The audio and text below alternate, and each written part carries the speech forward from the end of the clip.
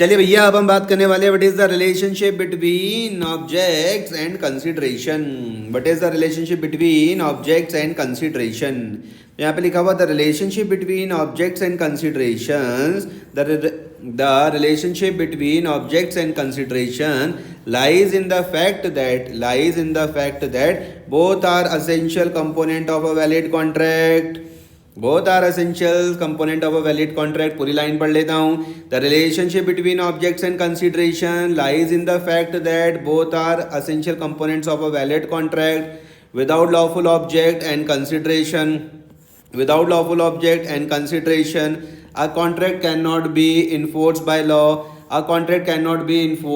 law. Let's break this down. सबसे पहले हम बात करें what is consideration. सबसे पहले हम बात करेंगे what is consideration. तो लिखा हुआ consideration is the price paid by one party for the promise of the other. Consideration is the price paid by one party for the promise of the other. It refers to something of value which may be in the form of an act, an abstinence, a promise. ठीक है.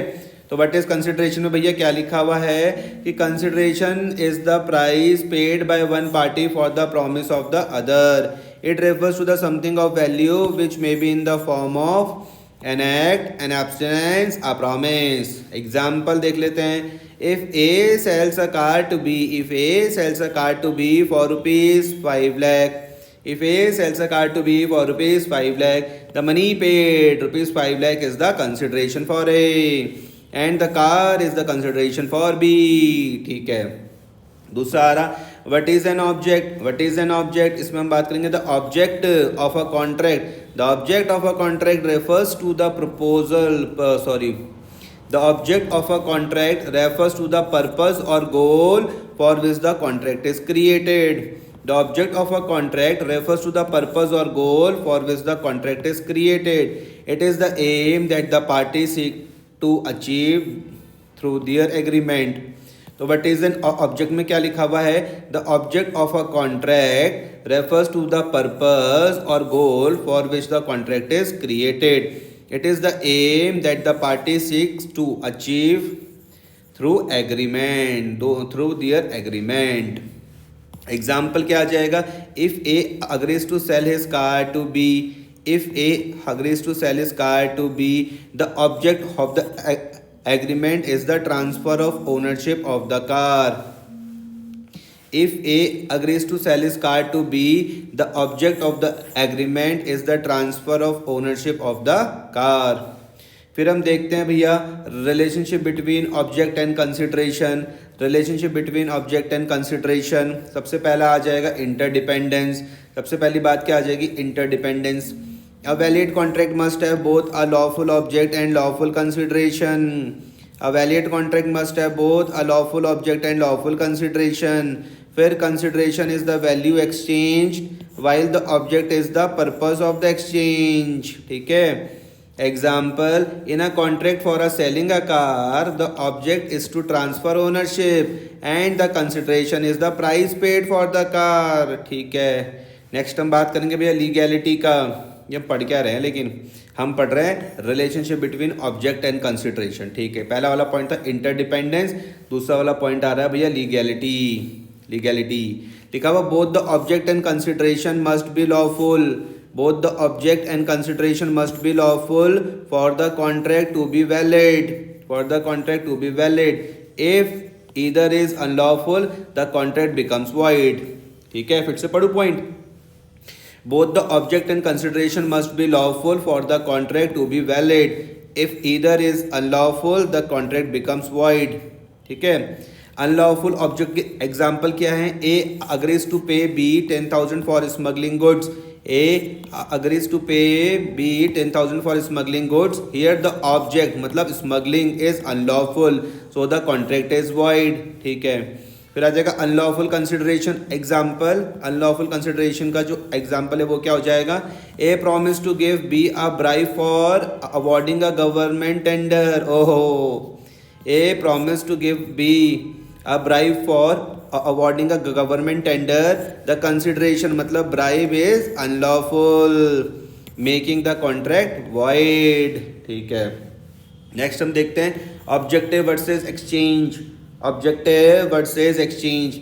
The object is the ultimate purpose और intent of the contract. The object is the ultimate purpose और intent of the contract. The consideration is the medium or exchange that facilitates achieving the object. The consideration is the medium or exchange that facilitates achieving the object.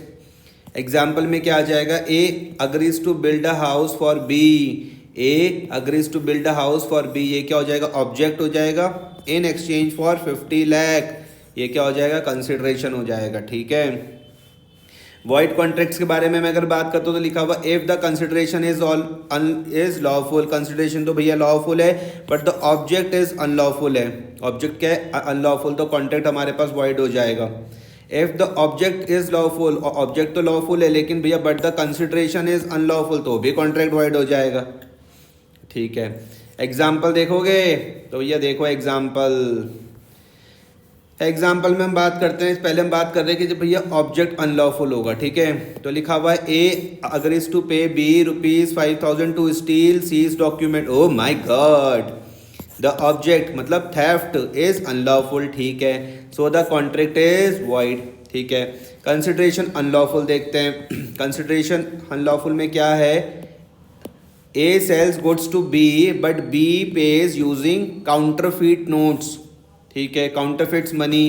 The consideration is unlawful so the contract is void. ठीक है, आगे हम इसके जरा moral and social aspects पे बात करते हैं। मोरल एंड सोशल एस्पेक्ट्स 5वां पॉइंट है। The object and consideration must not only comply with the law. The object and consideration must not only comply with the law but also align with morality and public policy. ठीक है, तो क्या बोला हुआ है यहाँ पर? ध्यान से मेरी बात को समझना। The object and consideration must not only comply with the law but also align with morality and public policy. ठीक है, एग्जाम्पल में क्या आ जाएगा इसके? A promise to pay someone to arrange prostitution is both immoral object, ठीक है, and unlawful consideration making the contract void. ठीक है जी, ये इसका मोरल एंड सोशल एस्पेक्ट्स था। फिर से पढ़ूं, the object and consideration must not only comply with the law but also align with morality and public policy. ठीक है, एग्जाम्पल में क्या आ जाएगा?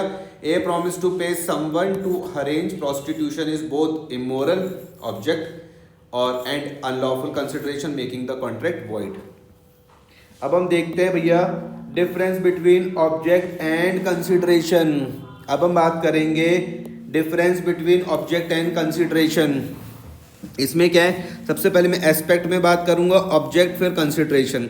एस्पेक्ट में सबसे पहले क्या आ जाएगा? डेफिनेशन आ जाएगी। क्या आ जाएगा? Definition. The purpose of entering into contract, यह ऑब्जेक्ट हो जाएगा। The purpose of entering into contract. Consideration में क्या हो जाएगा? द प्राइस और value exchange for the promise. The price और value exchange for the promise, ये कंसिडरेशन हो जाएगा।